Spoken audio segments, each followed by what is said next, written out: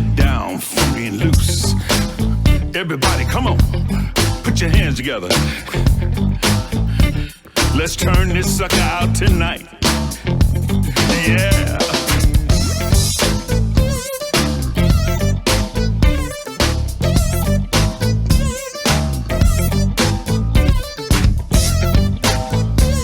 Come on. Too funky now. She's very kinky, and she sits behind the desk from 9 to 5. But when the night comes, she lets her hair down, and that's when she comes alive. Oh yes, she does. She goes to concerts, and she screams and jumps right out of seat. Kind of freaky. She says that Charlie is the only one that makes her knees get weak. But you know I got to have this girl because she is just a groovy. Girl, you know I love you so. She is just a groovy. And I don't want to let you go. She is just a groovy. I need that love in me tonight. She is just a groovy. And I think I'm gonna take you home tonight.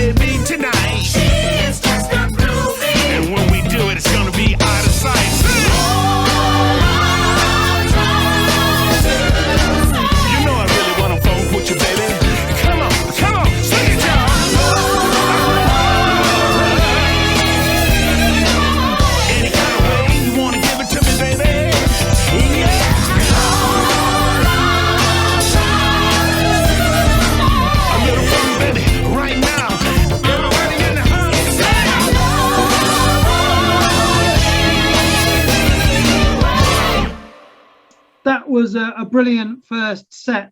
What an amazing intro set that was. Who are this amazing band you've got, and where did you find these guys? Two of the guys are from the original group. So let's see. That's Derek, the drummer. Yeah, Derek Organ. Yeah.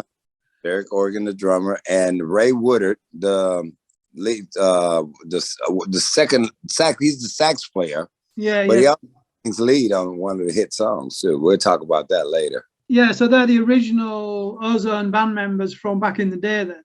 Yes, Ray is the original Jiggalette singer, and also the song that really did really big over in the UK was Our Hearts Will Always Shine. Right. So going back to Derek, I mean, he's done some serious stuff. He's done Tina Marie, Michael Jackson, Janet Jackson, Mary J. Blige, New Edition. I think you said he'd played on Paul McCartney. Yeah, Paul McCartney, Jackson. Yeah, I think that Doggone Girl Is Mine or something. One of them songs they did together. Yeah, he's such a cool drummer, Derek. Yeah, I mean, he looks amazing on stage. Does a great job. We started together as youngsters. So. Yeah. How old was Derek when he hit Ozone then on the 5th album? Was he about? So he was about 20. 20. Wow. 20. Yeah. And you was on your 5th album. You was the same age. Yeah, I was kind of like what 21 or 22 or something like that. Oh my God! So we've got Ray, who's an amazing guy. I mean, he's an amazing sax player. He's an amazing singer. I mean, he's also done stuff with Tina Marie, Rick James, Billy Preston, Sarita Wright, Sammy Davis Jr. I mean, he's played with everybody. Yeah, all the greats. Yeah. What was the deal with Ray then? How did you connect with Ray? Well, you know, I came out here at 16. I was like 16 and a half, so right before I was 17 years old. And I did meet a guy that was a manager. His name was Starkey. And the group that I was here with wasn't Ozone. It was a group called The Endeavors. Right. And we broke up within being here 6 months. I mean, after 6 months, the guys were panicked. You know, they were a lot older guys. I was this kid that they let hang out. You were just hanging out. Yeah. But I saw nothing but opportunity. And we wasn't making nowhere near as much money as we were making when we were in Nashville. So we broke up. We went back to Nashville. I immediately, after being in Nashville for about 2 weeks, said, "Oh no, this is not going to work. We got to get back to LA." Right. And so, going to, I got together with the guy that was a guitar player, who was Benny Wallace. Right. He was one of the guitar players in Ozone, also. Yeah. He got with me, and I knew a lot of guys in Nashville, so we went around to the clubs. Nashville, and one club they had the horn players where Ray and T Bumpus, Thomas Bumpus was playing together in a band, and I said, "See, we need those horn players right there," and and so Benny had the gift of gab to talk and stuff. Yeah, and you just poached them. And so I said, we got to get these guys. So we mentioned it to them, and they was like, "Oh, go to California? Shoot, I don't know. That's a big move." I said, "Man, I'm telling you, now I'm talking. Trust me. Trust me. You need to be in LA." At 17 years old, trust me. We've got other people as well. I mean, these are newbies, really, aren't they, for you guys? We've got Rodney Trotter, aka Sir Nose. I mean, Funkadelic, Hollandosia Holland, General Kane. I mean, you know, I didn't know he was in General Kane, and I didn't know he was a writer with Motown either. And that was a Motown group too. General Kane was Motown at that time too. And Rodney's a really cool guy. I mean, he did the Sir Nose thing, which was off the wall, and the Egypt thing. You know, with Funkadelic and Parliament, and we were performing at a show in Universal Studios, right, at BB King's one night, and the place was packed. And Rodney comes into the place, and a friend of mine, Bernd Lichters from Germany, he was there, and he's like, "Hey man, I want you to meet my friend Rodney, man." He's from, from Parliament and so and so. So I said, "Well, shoot, bring him up. Let's just up on stage." And he came up on stage, and we did like Flashlight or something like that. And we rocked the place hard, all of us together. And me and Rodney has been together every day since that day. And what year was that? What year did you meet? That was that was only 5 years ago. So right, okay. So it's a pretty. Rodney's a pretty. He's a newbie then, really, to the band. Oh, yeah, the newbie with Ozone. He's a newbie. But you know, I mean, what a talent! I mean, what a voice! Yes, and it's such a great addition to Ozone that you got Rodney in place there. You know, we went through looking for a bunch of lead singers back in the 80s when we were like I think around the third album. Yeah, I saw that. Yeah, we went lead singer shopping. yeah. I've seen that, but I think Rodney is the man. I mean, he's got such a brilliant voice. And too, oh my God, and he's got that. For us then, also, yes. He's got that presence. I mean, you've got another brilliant singer, Trish Lover, who is an artist in her own right. Yeah. I mean, I love her voice. She has got that original old soul sounding voice that everybody loves on soul tracks. It's really funny because when she first joined me, she was shy.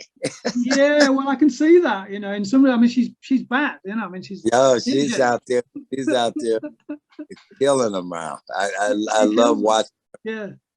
You know, so yes. And she did, I mean, she was Funkbox. She did vocals for them, Kurt Carr, backing vocals for James DeBarge. I mean, she's done a lot of session stuff.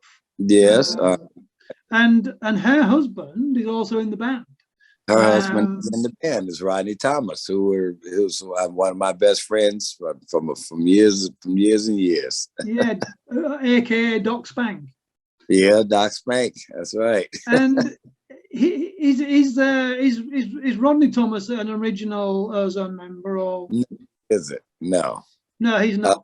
No, me and Rodney met when I started doing my own album. I was with Grover Jackson from Jackson Guitar, and Grover had a production company, and he signed me to a production company. I was looking for like keyboard player or something like that, and I remember being in the studio, and the guy that was working with me, what was his name?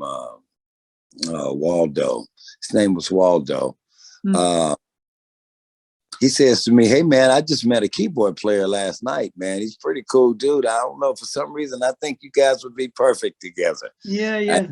I said, "Really?" He said, "Yeah, I think he's over in the next studio, in Studio B or whatever, right?" So I go over to meet this guy. I meet this guy, and we've been together every day ever since. Ever since. You know, he's just. And how long has Doc been in the group? We go back now 20 years. Wow. Right. Yeah. So he's been in the band quite some time. Yeah, actually, Rodney got to. He actually got a chance to play with me for maybe 3 months or so with Little Richard. Yeah, I've seen that. Yeah. That's really cool. Yeah, Richard's other keyboard player, he got sick, and you know what? He liked Spanky a lot. Richard did. Yeah. And he always looked for a reason to be able to use him, you know, in the band for just so he'd get that experience. And, you know, because Rodney was young when I met him, that, you know, that was a good experience for him. So. Wow. The fact that you were both playing with Little Richard when you were younger was just phenomenal. Yeah. Who else have we got in the band? We've got one of your brass section. Julius Hudson. Julius Hudson, that was it. Yeah. How long has Julius been connected to you guys then, or is it?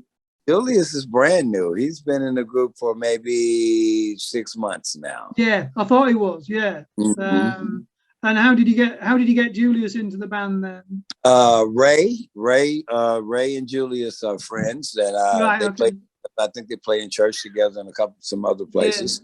Yeah. So when I wanted to go back to adding, you know, horns in the band again for the new, and then Ray was like, "Hey man, I called my friend Julius." Yeah, they always have friends, don't they? Section players, they always have friends. I mean, I had a band once called Esposito, and you could never guarantee how many section players would turn up. Yeah. But, you know, somebody knew somebody, and sometimes you'd have 5, sometimes 3 would come along. Right. So tell me about Ewan Williams, crazy guy, an amazing guitarist. Yes. A real character, aka E. Will. Yes. What's the deal with Ewan then? How did you find Ewan? Ewan had did some shows with, did some gigs with Rodney. Right. Thomas, Spanky, right? Right. Yes. Yeah. And when I was looking for a guitarist, he says, "Hey man, we should use a friend of mine, Ewan. Man, he's pretty good. You know, he went to I think it was MIT or something like that, and he was just teaching there and stuff. All this, I said, well, sure, check him out. And when I met him, he had never really been in a funk band or nothing like that, right? No. It played with a lot of people, and and I said, hey man, can you play funk? He said, hey, yeah, I think I can. I said, I think I can. Well, you definitely can now. And he got in the group. I gave him a hard time a little bit, and put a little pressure on him, you know, about the funk world and what it was about, you know, because it's different. Because funk music is really a lot of feeling, not a lot of reading. You know. And he's from the school of, you know, it's written down. Let me play what it's there. Being able to play from here, you know, and once he started playing from the heart, man, he's got it. He's fit into that groove really well. I mean, he he just loves it. He's feeling it. That guy's feeling it. I mean, because he came from a different background. Creedence Clearwater Revival, Marilyn Manson, Rob Zombie, Steve Lukather, Toto, Joseph Williams. You know, he comes from really a kind of sort of rock background. Oh yeah, because he's a very heavy guitarist, man. I can imagine. And now he's funking it up. Yes, he is. Like a pro. And doing a brilliant job. And he looks fantastic as well, I think. Yes. He just brings this additional element into the band, which really kind of drives it. He's another character. You've got so many characters.